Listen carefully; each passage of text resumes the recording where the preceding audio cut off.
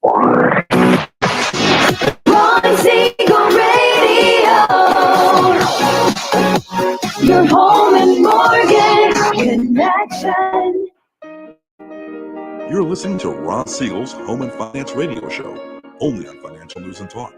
Now live in studio, your host, local and national real estate expert and consumer advocate, Ron Siegel. And hello again. Welcome to Ron Siegel Radio. This is the show with no real boundaries as we discuss current events, financial markets, politics, sports, even poking fun at the rest of the media. This is the show that connects the dots of confusion delivered by conflicting media reports. We connect the dots so you know the actions you can take, how your family or business can benefit in current events. Most of all, thank you for joining me. Within every market, there are solutions as well as tremendous opportunities. You just need some trusted guidance. That is my message, and I will be delivering it every day. We have a very focused show. We only chat about items that affect the roof over your head, your bank account, and anything I feel would benefit you. And let me remind you, if you ever have any home or finance-related questions, I am the consumer advocate looking out for you. And you can reach out to me directly, 800-306-1990, 800-306-1990, or ronsiegelradio.com. Just remember, that's the number you call anytime for assistance. When you call that number, it comes directly to me first. There are operators standing by. Quiet. Numbskulls, I'm broadcasting. Well, I do have a great team when it comes to developing a financing plan or plan to save you money. I personally work with you, even if you don't have any needs today. Save this number in your phone for future reference, 800-306-1990, 800-306-1990. And yes, we're celebrating today. It is National Bean Day. I don't know if you celebrate that one, though. I mean, I guess it depends on your digestive system. Some people are not too excited when there's beans around. And National Shortbread Day. This is early in the year. Those look like pretzels. Okay. Something national. And again, if you're wondering what I'm talking about, we do record live each morning on all of our social channels. So if you're listening to us on AM 1490, FM 98.1 on the ABC News and Talk Network, now you're not seeing what I'm talking about. If you're on their video stream, you're seeing it. But Shortbread Day and National Bean Day. This is the first of the year, the beginning of the year, first broadcast of the year, first Monday of the year. We should have something a little more exciting than Shortbread Day or Bean Day. Well, like exciting. The Dow Jones Industrial Average is up 352 points. The S&P 500 is up 72. The NASDAQ is up 344. Oil up 28 cents a barrel. Do we want to look? It's been a few days. California gasoline prices, $438.2. $438.2. Yes, our state does like to give as much in the way of pricing as we can or taxes as we can. So we're at 438. Ow! National average 306. And I think other than California and maybe Hawaii, probably the only states in the union with gasoline prices over $4 a gallon. Thank you, Governor Newsom and the legislature. And I should throw in there for good cause, the people of the state of California. Because if you're not happy with gas prices, stop voting for the people you vote for. A year ago, though, we were at 468, so I guess we're a little bit better than that. The national average is interesting enough. The national average today is 306. Last year, this date was 308. So the national average, while it's gone up and down, it's still basically the same. California is a little bit cheaper than what it was, but we still get to deal with our state. And, we look at the mortgage prices and the bond market. Bond market hasn't done too well. We're going to talk about that in the next segment. We're going to talk a lot about where interest rates are, why they are where they are. We'll get into all of that. What else is going on in the world? How about, unfortunately, the U.S. getting laughed at again? So I am not a soccer player. I don't know. Maybe, I think a lot of the little ones play more soccer than football. When I was a little one, we didn't play soccer at all. I'm sure it was there, but it was football, which I didn't play much football. And you had Little League was the big sport. I mean, I think they might have had some basketball things, but Little League and maybe Pop Warner was around. Soccer wasn't around. But I guess the best player or the most popular player in soccer is Lionel Messi. Lionel Messi. Why do I bring that up? Well, and is a great disrespect to the United States, although maybe our president earned the disrespect, but Lionel Messi was awarded the Presidential Freedom of Honor, Medal of Honor yesterday. And, they have a big ceremony and the president has all these people come. And Messi didn't send a representative, didn't care. Now, who did show? Something, I think I could probably tell you this, but I got a bad feeling about this. Hillary Clinton, she was awarded the Presidential Medal of Freedom. George Soros. Now, whether you like Clinton or not, she did say something about election deniers. I think she was the first of the big election deniers, along with the governor in Georgia. But, you got to wonder about some of these people. George Soros, he's the one that funded all of these district attorneys who have let as many criminals out on the streets as we've got. He was the person behind George Gascon. If you like George Gascon, you probably like the idea of George Soros. But my point is, when you give this medal to everybody that you can, and some people don't even care about it, well, it doesn't have as much meaning. Maybe that's what the sign is from this president. Thankfully, we are on countdown. There are only 2 weeks left of this presidency. Thankfully, we will get somebody that might be awake. He might even know what's going on. Coming back into office, whether you like Trump or not, that's your prerogative. You gotta look at the policies, though, and our policies were better under his presidency. Look at where the 10-year Treasury is right now, 4.612. And again, when we come back, I'm going to tell you exactly what that means to you. Why is that important to you? We're going to get into that. We're going to also talk. I had a conversation over the weekend about, it's unfortunate that in many instances, our schools are not teaching some of the things that are really basic. When you have a new family, you got a lot of things going on in your world. Today, we're going to talk about the 401k ruse, buying the first home, 529 plans, again, another ruse. And we're going to talk about types of life insurance. Maybe you need it, maybe you don't. We're going to talk about all of that and more. We're going to also talk about New Year, new home, how to make it happen in 2025, all that and more. Reach me anytime. Our off-air number, it's 800-306-1990, 800-306-1990, or RonSiegelRadio.com. Facebook.com/Ron Siegel Radio. And if you miss any part of our broadcast, Ron Siegel 1 on YouTube, Ron Siegel, the number 1 on YouTube. Stay tuned. We'll be back in just a few. Ron Siegel Radio. Your home and mortgage connection. As the economy slows, do you know anyone worried about job loss? At Siegel Lending Team, we offer the Home Select Loan. Think of it as a financial superhero cape for homeowners with good income and credit. It not only saves your home, but also throws a life ring to your credit score. Because who needs stress when you can have peace of mind? Let's secure your future with a smile. Visit rsrhomeselect.com.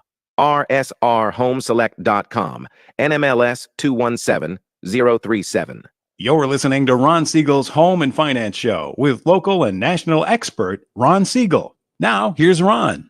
Welcome back to Ron Siegel Radio. Within every market, there are solutions as well as tremendous opportunities. You just need some trusted guidance. That is my message, and I will be delivering it every day on Ron Siegel Radio or anytime at 800-306-1990, 1990, the Mortgage Minute today being brought to you by our friends at Geneva Financial. When you're ready for that next home loan, Geneva's got the programs and the products. You just need to make the call, 800-306-1990, 800-306-1990. Let's take a look and see every day at this time. OBMMI, they provide the most comprehensive, accurate, timely, and interactive analysis of pricing ever conducted in the mortgage industry. Calculated from actual locked rates with consumers across 35% of all mortgage transactions nationwide. They don't tell us points paid, points received, or the APR. They only tell us the number you need to put into your mortgage calculator in order to find out what your principal and interest payment will be. Conventional. These are the numbers that locked on, is this Friday, Josh? On the 3rd of January, Friday. Conventional, 30-year fixed, up 6.90. Jumbo, 30-year fixed, up 7.079. FHA, 30-year fixed, down 6.537. VA, 30-year fixed, up 6.493. USDA, 30-year fixed, up 6.583. That's the rural areas, generally no down payment. If you want our market commentary each and every business morning as early as the data allows, rsrlinks.com/market minute, rsrlinks.com/market minute. Let's take a look and see what the markets are doing today. The S&P 500 is now up 70.71, 70.71. And we're looking at mortgage-backed security. I'm sorry, let's look at the 10-year Treasury right now. That's at 4.61. That is up. And we're looking at the mortgage-backed security, 3 basis points up.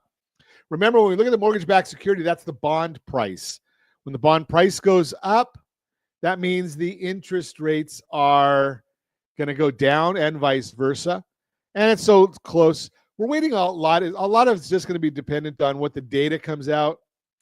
You know, we get technicals that are good when there's no data. But this week we're getting lots and lots of data. And we're going to be talking about that as the week progresses. We got the Treasury is issuing $119 billion in new debt this week, which is a lot of additional Treasury supply. Supply up, prices down, interest up. $39 billion in 10-year notes, $22 billion in 30-year bonds. The level of demand for treasuries at auction can be important for rates. We also, being that this is the start of the new year, there is a rotation of voting members of the Fed. The Fed rotation is upon us. 4 of the regional voting presidents rotate out. 4 new ones rotate in. The way they lean, hawkish or dovish, will be important and will influence how they vote for monetary policy and interest rates. 4 presidents that no longer will be voting. Richmond Fed President Thomas Barkin, he was a hawk. Atlanta Fed President Raphael Bostic, a hawk. San Francisco Fed President Mary Daly, a hawk. Cleveland Fed President Beth Hammock, a hawk. The new voting presidents, Austin Goolsbee, very, very dovish. He's from Chicago. The Boston Fed President Susan Collins, hawk. St. Louis President Albert Musalem, a hawk. Kansas City Fed President Jeffrey Schmidt, a hawk. So we've got 4 hawks out, 1 dove and 3 hawks in.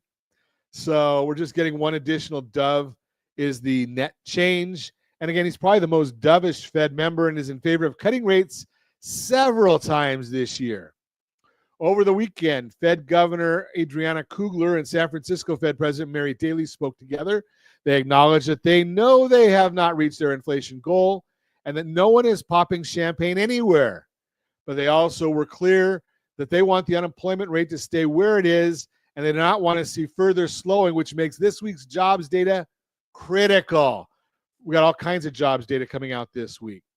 Fed Governor Cook spoke this morning and said that price increases have cooled, but there is more to go on inflation. He also said it's likely appropriate to move to a more neutral stance, but that the Fed can afford to proceed more cautiously with inflation being stickier and the labor market being stronger than previously thought.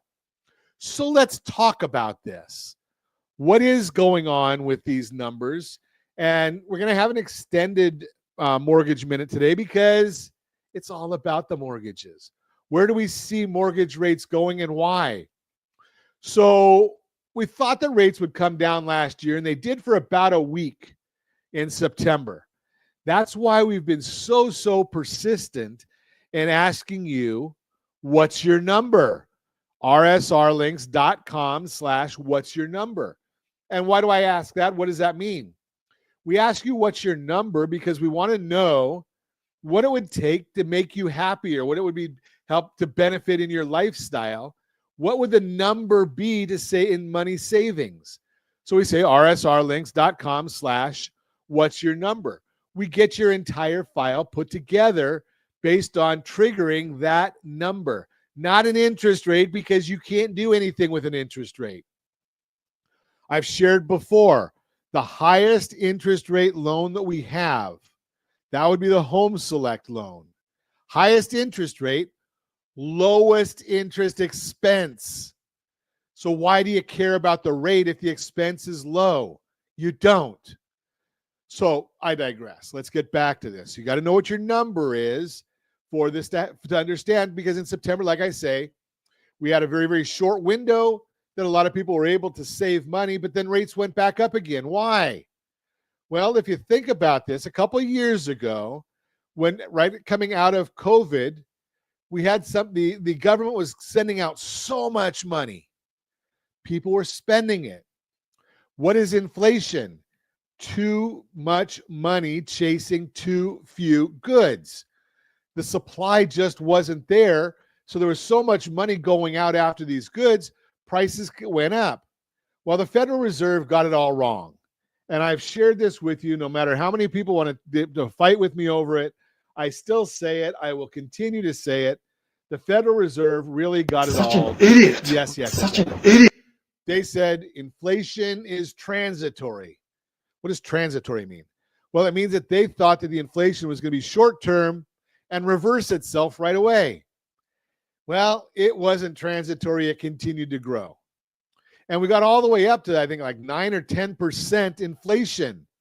Well, what does the Federal Reserve have to do? They thought it was transitory, so they did nothing. At that time, they should have increased interest rates a little bit, so they didn't have to increase interest rates down the road a lot. Well, being that they did nothing, the interest rates, the inflation kept going up, and we kept seeing higher prices. You probably felt that at the grocery store. You felt that anywhere you go on things that are necessities. We had to keep buying more. So we look and say, okay, retail sales are up, but are they really? Or is it just that the money we're spending for the goods is up and we can't buy as much as we need? Yeah, people are struggling. But in the meantime, we didn't get the increase in unemployment because the Bureau of Labor Statistics was giving us bad data. Not my opinion. That's been numbers that have been proven by what they've come out and said since then. In all of their revisions, the revisions have shown that the data that they were giving us wasn't good data. Was it manipulated? I don't know. Or was their methodology bad? Who knows? The bottom line is they kept telling us that employment was strong. You and I both know different, but we're still seeing unemployment at a healthy number. And thus, the Federal Reserve had to start increasing interest rates dramatically. And if you heard people say, date the house, date the rate and buy the mortgage, or date the whatever the dumb thing was, they were basically saying you can buy the house or marry the house and date the rate. Buy the house and down the road you'll worry about lowering the interest rate.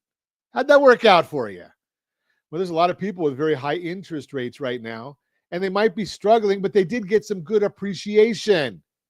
And Chapman University last month said they anticipate property values might decline a little bit in Southern California this year. I don't know how, because we still don't have enough supply, but they didn't have a question and answer period that I could get that into. So that was the issue right there. So we still have high interest rates. When will interest rates come down? Well, when we start seeing the inflation moderate, which it has, but the Federal Reserve's got this arbitrary idea that they want to have their PCE inflation, the personal consumption expenditure, at 2%. Well, if you just take out a couple of numbers, it's way below 2%, but they're looking at the overall number. So they're saying we haven't got there yet. They also want to make sure we maximize employment. Well, until they start seeing that people are hurting through the data, which the Federal Reserve is even realizing that the Bureau of Labor Statistics data is not all that reliable. And how do we know that? Well, in their commentary, they said they're using the Beige Book. What is the Beige Book?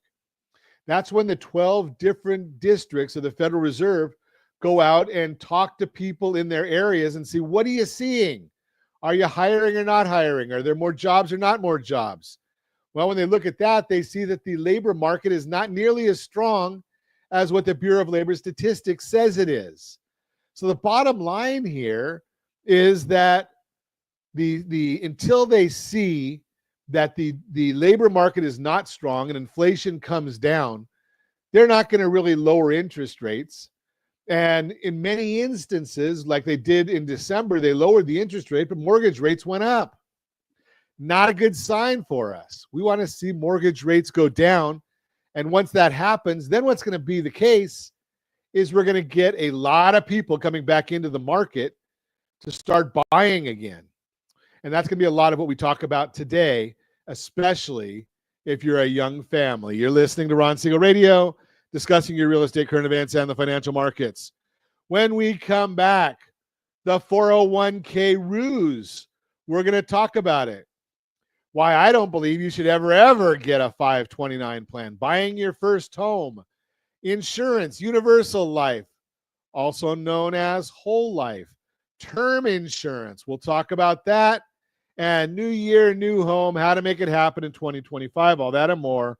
Reach me anytime. Off air number 800-306-1990, 800-306-1990, or ronsiegelradio.com, facebook.com/Ron Siegel Radio.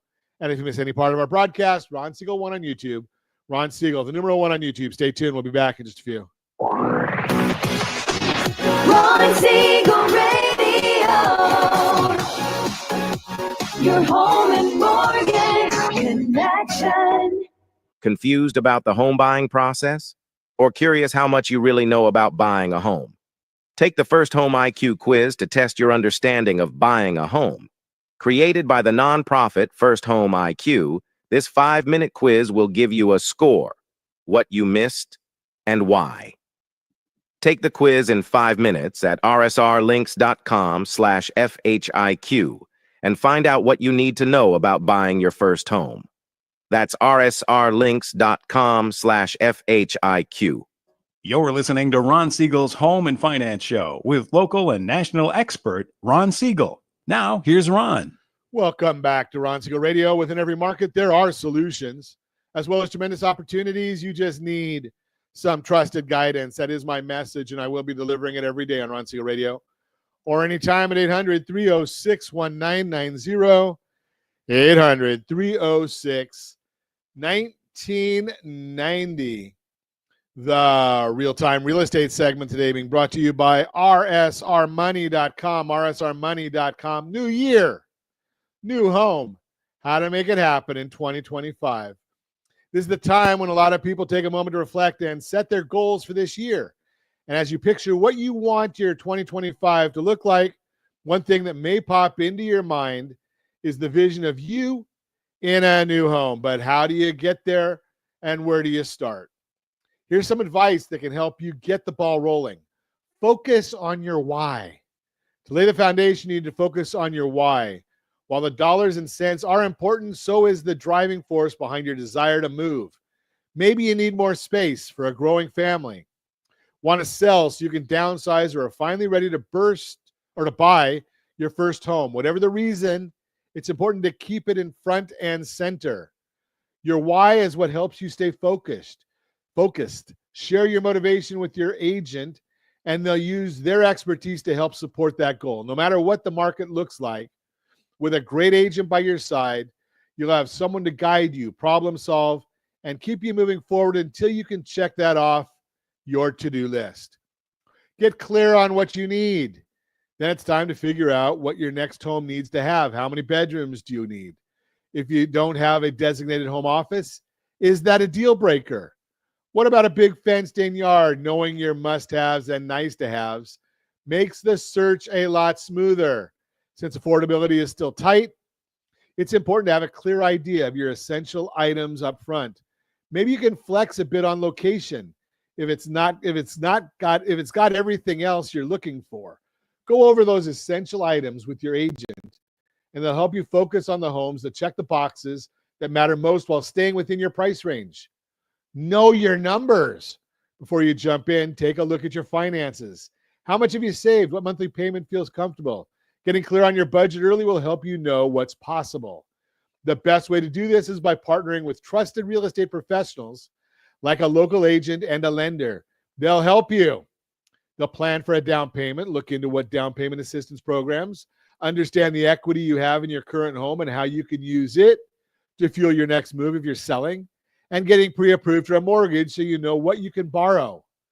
Lean on a pro to guide you. It can be hard to know where to start, but you don't have to do it alone. A real estate agent knows what you need to do to get ready to buy and sell, how to navigate the process, and can answer your questions every step of the way. As Bankrate puts it, quote, now more than ever, it's smart to lean on the guidance of an exceptional local real estate agent. If you want to enter the housing market in 2025, whether as a buyer or seller, let a pro lead the way. Unquote. Remember, you're buying or selling is a big milestone and a great goal for this year. With the right expert on your team, you'll feel confident, ready to take on the market. Bottom line, if buying or selling a home is part of your goals for 2025, now's the time to get started. Focused on why, on your why. Know what you need and connect with trusted pros to make it happen. Let's team up. Give me a call. We've got books or pamphlets on buying. If you want to know about buying a house, rsrlinks.com/HBG. rsrlinks.com/ I think it's HBGQ. rsrlinks.com/HBG. So we've got that one for you. We've got another book on buying. Even if you're not ready right now, we've got a booklet on buying. So that's a good one. We've got our 2025 Home Buyer's Guide. rsrlinks.com/HBG2025. rsrlinks.com/HBG2025. That's the Real-Time Real Estate segment brought to you by rsrmoney.com, rsrmoney.com. So let's talk a little bit more about that buying the first home. Well, you got to know what you want and where you want. And one of the big issues is understanding what does it take to buy that first home. Well, there are programs out there, 3%, 3.5% down payment is all you need. So don't get into this mindset that you can't buy a house until you have 20% down. Again, 3 to 3.5% is all you need. Now, you want to retire in 25 years or 20 years? And I don't care how old you are. Maybe you're 22 years old buying your first house. Great. By the time you're 47, we can show you how to retire. It's a simple plan. You buy the first house, whatever you can afford to get into the game. Put the minimum down. Save money. Live in the property. You might even want to rent out a bedroom or two if you're married or not. If you're not married and can afford that and have the space. Then as soon as you have enough money to buy your next house, you buy the next one, keep the first one, rent it out. And over time, remember, we're always watching what's your number, rsrlinks.com/what's your number. So we're always monitoring that to see when we can lower your mortgage payment. And we're going to just take out whatever equity we can, when it makes sense, and we're going to lower your mortgage payment. And remember, rentals continue to increase. So you've had that first house 3, 4, 5 years down the road. You're buying the second house, keeping the first one. You're building equity. Now in that first one, as you rent it, somebody else is making the payment. Good for you. You bought another one for you to live in. Again, 3 or 3.5% down. Veterans, you might have a better answer. USDA might be a better answer for you as well. We look into all of that. And you keep doing that every 3 to 5 years. You're taking equity out, buying new properties, keeping more and more money into the emergency fund. Where do you store the emergency fund? We're going to talk about that in a minute. But you're keeping more and more money into your emergency fund. That way, if you've got vacancies, you're not stressed because you got enough money into the emergency funds. And you continue doing that. By the time you're 25 years or 20 years down the road, you've done this 4 or 5 times, but the early properties are starting to have lower and lower payments on them because every time you do it, you're reducing the payment and you're increasing the rents. Payments going down, rents going up. There's a delta there. You're putting more and more of that money into your safe, secure investments, which we're going to talk about. And I don't give investment advice. I'm not licensed to do that any longer, but I'm going to give you some ideas of what I would do. You might want to do the same thing and talk to a financial advisor or give me a call at 800-306-1990 because I can put you in touch with financial advisors that understand this. Keep on doing that. By the time you get 25 years down the line, you're in the home of your dreams because you've bought 4 previous, somebody else making the payment on those, and your funds are growing, and you're going to start paying off properties. Or you'll have a check big enough that you could pay off the properties if you want to. So there's just the idea that's buying the first home. Now, 401k ruse. Why it is just a deceitful product. So there are uses for the 401k. Very few. What's the goal of the 401k? It's for you to, if you're disciplined. Now, all these things require discipline. But if you're disciplined, the 401k is a ruse. What is their goal? You're going to put money into that. You're going to save money on a tax-deferred basis, pre-tax. It's not tax-free. It's pre-tax. So you put the money in there, and let's just say you put $1,000 into your 401k, and you didn't pay taxes on it. It's going to grow over time. Let's say if you did really, really well, it's going to get to $10,000. Now, if you're in the 30% tax bracket on $1,000, you're paying $300 in taxes. If it's worth $10,000, now you get to pay $3,000 in taxes. Who makes more money there, the government or you?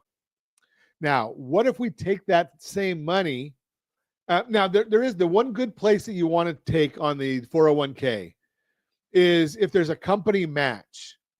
So I know one individual that I consulted, their company gives them 75 cents on the dollar.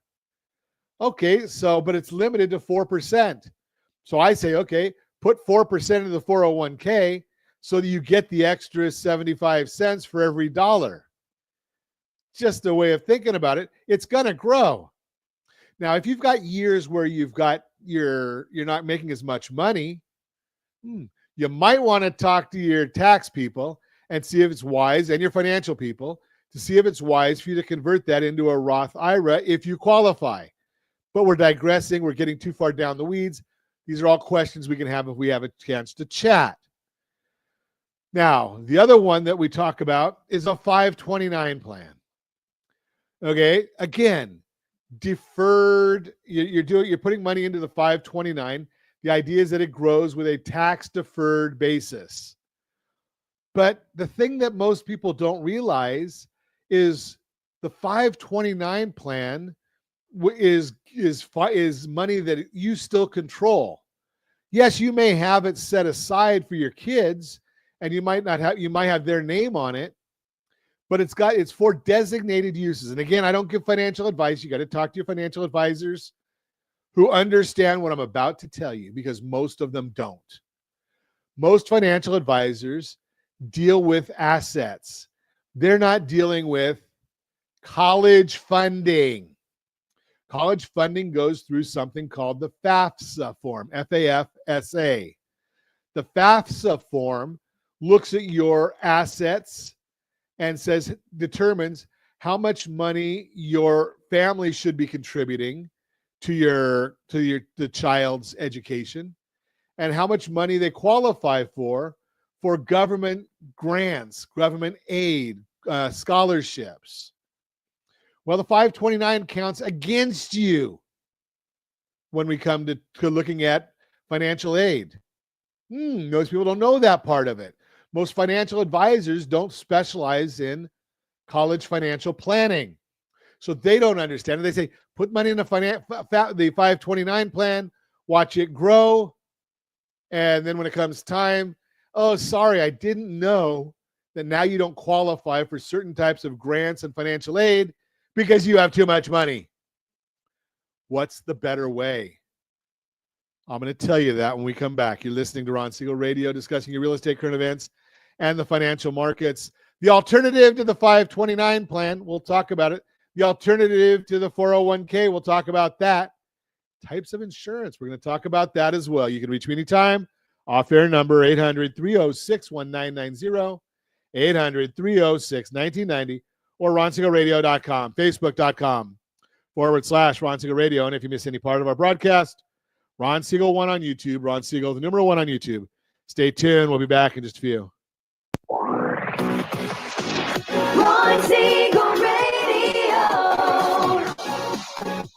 Your home and mortgage connection. 79% of all credit reports have errors that should be corrected through factual disputing. You could be saving thousands every year if your report was accurate. CreditSanitizer.com provides a free credit report audit when you furnish a specific $1 credit report. You can use this information to request corrections to your report and potentially save thousands of dollars. Get your free credit audit at CreditSanitizer.com. That's CreditSanitizer.com for a free credit report audit. CreditSanitizer.com. You're listening to Ron Siegel's Home and Finance Show with local and national expert Ron Siegel. Now, here's Ron.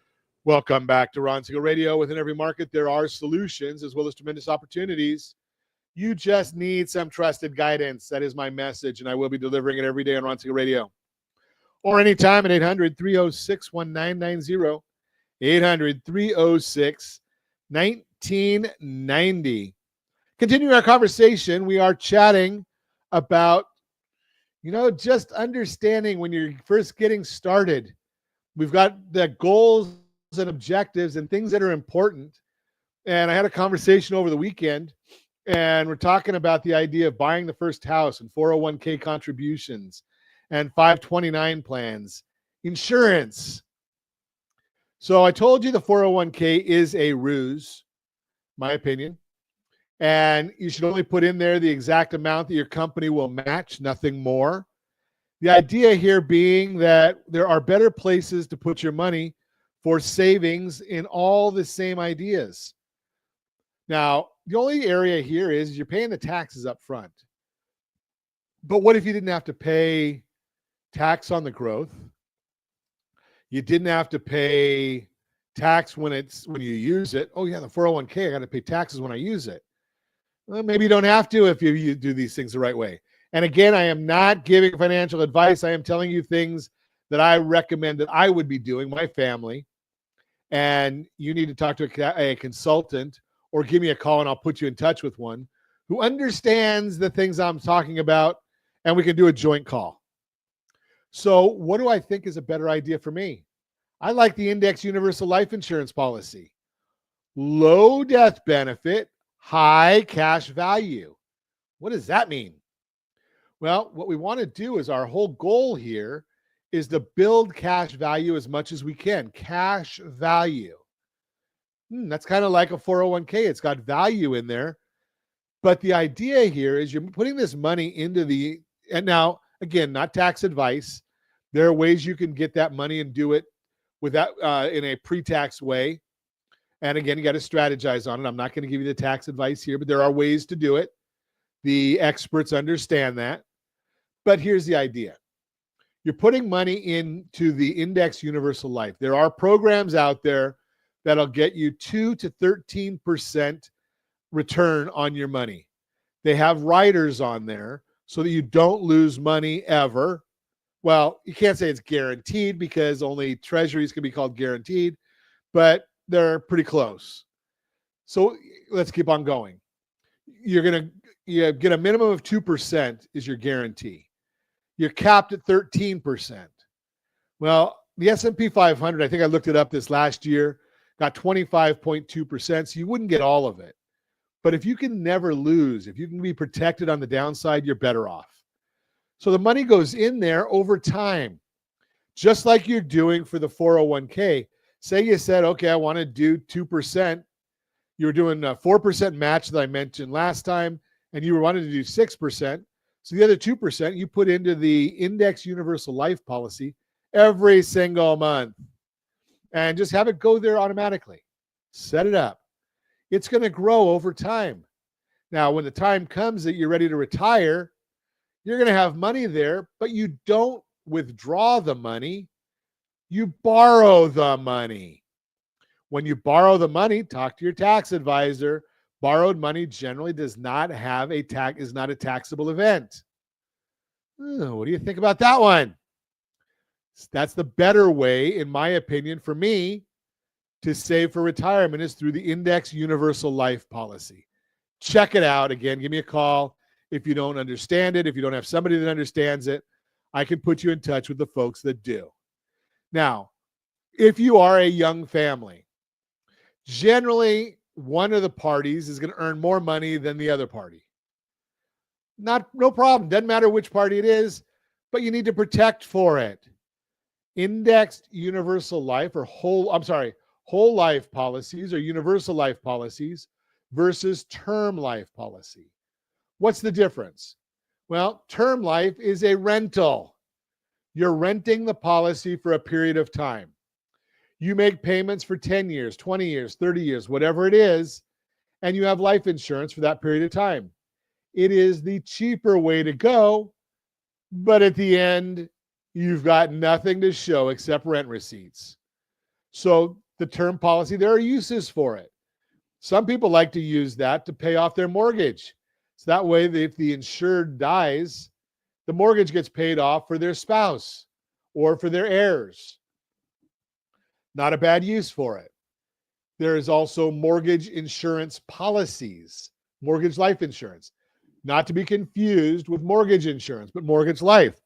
The amount of the insurance decreases over time as the mortgage decreases. Another use for it. Or you can go with whole life policies. These are a little bit more money, but you've got something to show for it.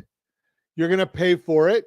And what ends up happening is if it's set up properly and you talk to a good insurance agent that, again, understands these things, you're going to pay the insurance for a period of time, and then the cash value will continue to make payments for you. Now, one of the things that you want to be doing is as you get up in age, tell your parents this if they're talking to you about any of these things, you may want to have a consultation with a insurance advisor or financial advisor and find out, is that universal life policy is that whole life policy good for you? Is it still meeting your needs? You need it for a specific need. Because over time, what happens is when you're young and get this, it's building cash value because the insurance or the death benefit is low. The likelihood of a 20-year-old passing is far less than an 80-year-old passing. So the death benefit, the cost of the death benefit is low, but it increases over time. Now, your payment may not increase over time because it's kind of like reverse amortization of your mortgage. You're flipping. More money at the beginning is going into the cash value because they know at the end or later years, you're going to need more for the insurance portion. So you might look before you get to the later years and have your insurance agent look at it and say, are we better off cashing this out and putting it somewhere else or doing something different with it? Case is, it could be yes, it could be no. I don't know your situation. And since I'm no longer licensed in this area, it's not a tough license to get. I had it, but I wasn't using it, so I let it lapse. Talk to a insurance professional, and they'll be able to go over that with you and see what makes sense for you and your family as to what do you need. Now, the numbers change from time to time, but the bottom line is you're usually looking what they talk about is 5 years worth of salary is what you need in insurance. And I can put you in touch with our friend Todd Halterman or Ron Burkhardt or several others that deal in this area that talk about insurance. put you in touch with financial advisors. Stephen Stakely does a great job in that. Put you in touch with all these different people who handle all these things in looking at doing a full deep dive in your situation. The deep dive is what says, okay, let's set up a plan. And as you know, I am a certified liability advisor, and our goal is to build wealth through better debt management. Most of the financial advisors or insurance agents, they handle the flip side. They're handling insurance, they're handling investments, they're handling mutual funds, they might handle annuities. There's places for everything. The bottom line here is use the right program for the right situation. Again, as a certified liability advisor, I'm dealing with your debts. I deal with your real estate, things that a lot of these other folks are not really dealing with, but you can get involved with that because you need to. They're the areas where you're going to build your most wealth. I used to be licensed at Merrill Lynch. I've talked about this on the broadcast before. Why did I switch? Well, more people wanted to get into debt than had assets. We don't want to save in this country. That's not what we do. Our whole goal is, what can I afford today? What are my payments? So when you look at a house, most people, what's the interest rate? My comment is, what's the difference? Do you want me to give you a 4.5 rate or an 8 rate? I can give you both. Does it make sense? Well, I don't know what makes sense for your situation. I'll show you all of them. And then we talk about it from the standpoint of debt management. What are your goals and objectives? What are you trying to accomplish? If you're going to be there a short period of time, buying down the rate doesn't make sense. I spoke with somebody this last week, and they got one of these dumb letters in the mail that said that they could refinance into, I think, a 4.74% loan, but it had like a 5.3 APR. What does that mean? Well, that means you're spending a lot of money up front.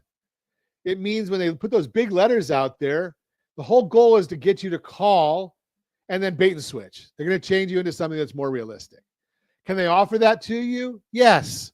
Should they offer that to you? Maybe. But the bottom line is that was their first time. That letter that came in the mail like that was the very first time that they tried to deceive you. Again, my opinion. Because the fine print said that you're going to have, in this particular situation, almost $10,000 in fees. If you're going to be there long term, that might make sense. If it's short term, because it's dealing with interest rates and refinancing, we anticipate it'll be short term. Well, then you look at it and say, okay, it probably doesn't make sense. But you got to understand what you're being offered, what you're being shared with. So if you want to talk about these things, give me a call at 800-306-1990, 800-306-1990. And as always, I ask, set that first radio preset button to come back here and join Ron Siegel Radio, where we only speak about items affecting your house and your bank account. Thanks to all of our sponsors. A big thanks to Josh and Sean who are engineering us today. And of course, a special thanks to you for spending a little bit of your day with us. That's all for Ron Siegel Radio. Again, if you have any questions or to meet any of our guests, call me anytime, 800-306-1990, 800-306-1990, or ronsiegelradio.com. And remember, make a lot of money so you can help a lot of people and have a lot of fun. Have a great day. We'll talk to you next time on Ron Siegel Radio.